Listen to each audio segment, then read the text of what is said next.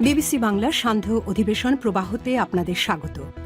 আজ আপনাদের সাথে লন্ডন স্টুডিও থেকে আছি মানসী বড়ুয়া। বাংলাদেশের সর্বশেষ গুরুত্বপূর্ণ আপডেট সংবাদে আপনাকে স্বাগত। শুরুতেই সংবাদ শিরোনাম, পরে বিস্তারিত। প্রথমেই জানাবো আমাদের হাতে থাকা সর্বশেষ গুরুত্বপূর্ণ সবথেকে তাজা আপডেট সংবাদ। শরীফ ওসমান হাদিকে নিয়ে সিঙ্গাপুরের উদ্দেশ্যে উড়াল দিল এয়ার অ্যাম্বুলেন্স। উন্নত চিকিৎসার জন্য ইনকিলাব মঞ্চের মুখপাত্র শরীফ ওসমান হাদিকে নিয়ে এয়ার অ্যাম্বুলেন্সটি সিঙ্গাপুরের উদ্দেশ্যে রওনা হয়েছে আজ দুপুর 2টার দিকে হজরত শাহজালাল আন্তর্জাতিক বিমানবন্দর থেকে সিঙ্গাপুরের উদ্দেশ্যে উড্ডয়ন করে উড়োজাহাজটি। এর আগে বেলা 11:22 দিকে সিঙ্গাপুর থেকে এয়ার অ্যাম্বুলেন্সটি ঢাকায় এসেছিল। এরপর জানাবো বিদেশে হাদির চিকিৎসার সব খরচ বহন করবে অর্থ মন্ত্রণালয়, বললেন অর্থ উপদেষ্টা। গুলিবিদ্ধ ঢাকা 8 আসনের সম্ভাব্য স্বতন্ত্র প্রার্থী ও ইনকিলাব মঞ্চের মুখপাত্র শরীফ ওসমান হাদিকে বিদেশে নিয়ে চিকিৎসার জন্য যত টাকা লাগবে তা অর্থ মন্ত্রণালয় বরাদ্দ দেবে বলে জানিয়েছে অর্থ উপদেষ্টা ড সালেউদ্দিন আহমেদ। আজ সরকারি ক্রয় সংক্রান্ত উপদেষ্টা পরিষদের কমিটির সভা শেষে সাংবাদিকদের সঙ্গে আলাপকালে তিনি এমন কথা জানিয়েছেন। এদিকে ওসমান হাদিকে হত্যা চেষ্টায় জড়িতদের গ্রেপ্তারের দাবিতে শাহবাগে ব্লকেড। ইনকিলাব মঞ্চের মুখপাত্র শরীফ ওসমান হাদিকে হত্যা চেষ্টার ঘটনায় জড়িতদের দ্রুত গ্রেপ্তারের দাবিতে রাজধানীর শাহবাগ মোড় অবরোধ করেছে ছাত্র সংগঠন জাতীয় ছাত্র শক্তির নেতাকর্মীরা। আজ বেলা 12টার দিকে শাহবাগ ব্লকেড কর্মসূচি তারা শুরু করে। জানাবো হাদির উপর হামলার ঘটনা বিচ্ছিন্ন ঘটনা, বললেন সিসি। ওসমান হাদির উপর হামলা বিচ্ছিন্ন ঘটনা। এই ঘটনার পর আইনশৃঙ্খলা পরিস্থিতির কোনো অবনতি হয়নি বলে দাবি করেছেন প্রধান নির্বাচন commission CC AMM Nasir Uddin. আজ গুলশানের ইয়ুথ ভোটার উদ্বোধন অনুষ্ঠানে সব কথা বলেছেন প্রধান নির্বাচন কমিশন। এবং সর্বশেষ জানাবো ওসমান হাদিকে হত্যা চেষ্টার মামলায় 4 জন গ্রেপ্তার। ইনকিলাব মঞ্চের মুখপাত্র শরীফ ওসমান হাদিকে হত্যা চেষ্টার ঘটনায় রাজধানীর পল্টন থানায় মামলা হয়েছে। মামলায় এ পর্যন্ত 4 জনকে গ্রেপ্তার করা হয়েছে বলে জানানো হয়েছে পুলিশের পক্ষ থেকে। আজ মধ্যরাতে হত্যা চেষ্টা, সংঘবদ্ধ পরিকল্পিত অপরাধ, আগ্নেয়াস্ত্র ব্যবহার সহ বেশ কয়েকটি ধারায় মামলা করে ইনকিলাব মঞ্চের সদস্য সচিব আব্দুল্লাল জাবের মামলায় ছাত্রলীগ নেতা ফয়সাল মাহমুদ করিম সহ অজ্ঞাতনামাদের আসামি করা হয়েছে। প্রিয় দর্শক, এতক্ষণ শুনছিলেন সংবাদ শিরোনাম, এবারে বিস্তারিত। তবে তার আগে বন্ধুরা অনুরোধ থাকবে এই সংবাদটিতে একটি লাইক দিন। এই চ্যানেলে আপনি নতুন হয়ে থাকলে আমাদের সংবাদটি দেখতে দেখতে চ্যানেলটি সাবস্ক্রাইব করে রাখুন। কমেন্ট করে বন্ধুরা আপনার মূল্যবান মতামত জানিয়ে দিন আপনি বিশ্বের কোন দেশ থেকে বা বাংলাদেশের কোন স্থান থেকে আমাদের সংবাদটি দেখছেন এবং শুনছেন। আর বন্ধুরা, সংবাদটি আপনার সোশ্যাল মিডিয়া ফেসবুকে শেয়ার করে বন্ধুদেরও দেখার সুযোগ করে দিন। গাজা যুদ্ধে আপনি যদি নিরীহ ফিলিস্তিনিদের ভালোবেসে থাকেন, কমেন্টে ইয়েস লিখে বিশ্ববাসীকে জানিয়ে দিন। এবারে বিস্তারিত। ওসমান হাদিকে নিয়ে সিঙ্গাপুরের উদ্দেশ্যে এয়ার অ্যাম্বুলেন্স। উন্নত চিকিৎসার জন্য ইনকিলাব মঞ্চের মুখপাত্র শরীফ ওসমান হাদিকে নিয়ে এয়ার অ্যাম্বুলেন্সটি সিঙ্গাপুরের উদ্দেশ্যে রওনা দিয়েছে সোমবার 15 ডিসেম্বর দুপুর 1:55 দিকে হজরত শাহজালাল আন্তর্জাতিক বিমানবন্দর থেকে সিঙ্গাপুরের উদ্দেশ্যে উড্ডয়ন করে। এর আগে বেলা 11:22 দিকে সিঙ্গাপুর থেকে এয়ার অ্যাম্বুলেন্সটি ঢাকা এসে পৌঁছায়। পরবর্তী দুপুরের দিকে এভারকেয়ার হাসপাতাল থেকে অ্যাম্বুলেন্সে করে ওসমান হাদিকে বিমানবন্দরে নেওয়া হয়। দুপুর 1:30টার কিছু আগে তাকে বহনকারী অ্যাম্বুলেন্সটি বিমানবন্দরের 8 নম্বর গেট দিয়ে ভেতরে প্রবেশ করে। ওসমান হাদির সঙ্গে সিঙ্গাপুরে যাচ্ছেন ওসমান হাদির ভাই ওমর বিন হাদি এবং ওসমান হাদির বন্ধু আমিনুল হাসান ফয়সাল। তিনি হাদির রাজনৈতিক সহযোদ্ধা ছিলেন। জানা গেছে 4 ঘণ্টা উড্ডয়নের পর এয়ার অ্যাম্বুলেন্সটি সিঙ্গাপুরের বিমানবন্দরে পৌঁছালে সেখান থেকে ওসমান হাদিকে সিঙ্গাপুর জেনারেল হাসপাতালে নেওয়া হয়। ঢাকার এভারকেয়ার হাসপাতাল ও সিঙ্গাপুর জেনারেল হাসপাতালের চিকিৎসকরা ওসমান হাদির শারীরিক অবস্থা বিবেচনায় নিয়ে তার দীর্ঘ এই সফরে সম্মত হয়েছে। শরীফ ওসমান হাদি জুলাই আন্দোলনের কয়েকজন গুরুত্বপূর্ণ নেতার মধ্যে একজন এবং ইনকিলাব মঞ্চের মুখপাত্র। তিনি ঢাকা ৮ আসনের সম্ভাব্য সংসদ সদস্য। গত শুক্রবার দুপুরে ঢাকার পল্টন এলাকায় গুলিবিদ্ধ হওয়ার পর প্রথমে তাকে ঢাকা মেডিকেল কলেজ হাসপাতালে নেওয়া হয়। পরবর্তী পরিবারের ইচ্ছায় তাকে এভারকেয়ার হাসপাতালে নেওয়া হয় এবং উন্নত চিকিৎসার জন্য আজ তাকে সিঙ্গাপুরের উদ্দেশ্যে নেওয়া হচ্ছে।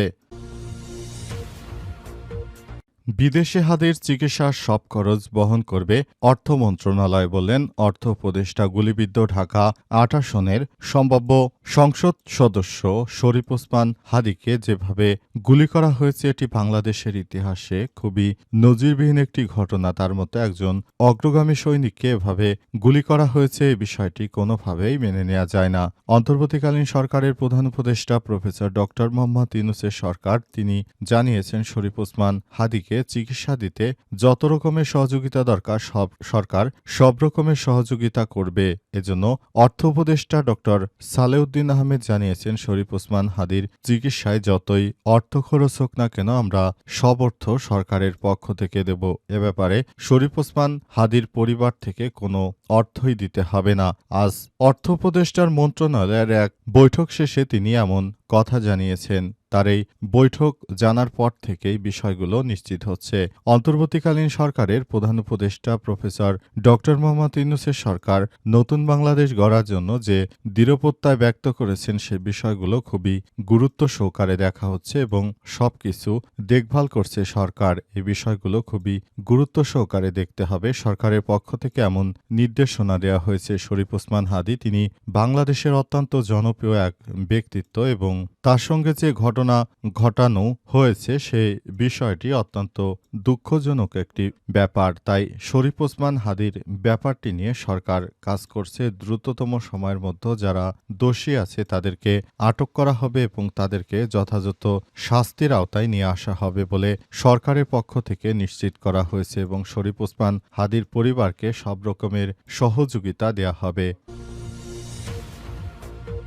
ওসমান হাদিকে হত্যা চেষ্টায় জড়িতদের গ্রেপ্তারের দাবিতে রাজধানীতে শাহবাগ ব্লকেড। ইনকিলাব মঞ্চের মুখপাত্র শরীফ ওসমান হাদিকে হত্যা চেষ্টার ঘটনায় জড়িতদের গ্রেপ্তারের দাবিতে রাজধানী শাহবাগ মোড় অবরোধ করেছে ছাত্র সংগঠন জাতীয় ছাত্র শক্তির নেতাকর্মীরা। আজ 12:30টার দিকে শাহবাগ ব্লকেড কর্মসূচিতে নামেন তারা। জাতীয় ছাত্র শক্তির নেতৃত্ববৃন্দ দাবি করেছে জুলাই যোদ্ধা ওসমান হাদি গুলিবিদ্ধ হলেও মূল হত্যাকারীদের এখনও গ্রেপ্তার করতে পারেনি সরকার। এই ব্যর্থতার দায় স্বীকার করে স্বরাষ্ট্র উপদেষ্টাকে অবসরপ্রাপ্ত লেফটেন্যান্ট জেনারেল জাহাঙ্গীর আলম চৌধুরীর পদত্যাগ দাবি করেছেন তারা। পাশাপাশি তারা সাদিক কায়েমের নেতৃত্বে আজ স্বরাষ্ট্র উপদেষ্টার কার্যালয় ঘেরাও করার জন্য যাচ্ছে শিক্ষার্থীরা। কঠোর কর্মসূচির হুঁশিয়ারি উচ্চারণ করে নেতৃত্ববৃন্দ জানিয়েছে অবিলম্বে হাদিকে যারা হত্যার চেষ্টা করেছে তাদেরকে দ্রুততম সময়ের মধ্যে গ্রেপ্তার করতে হবে এবং মূল যে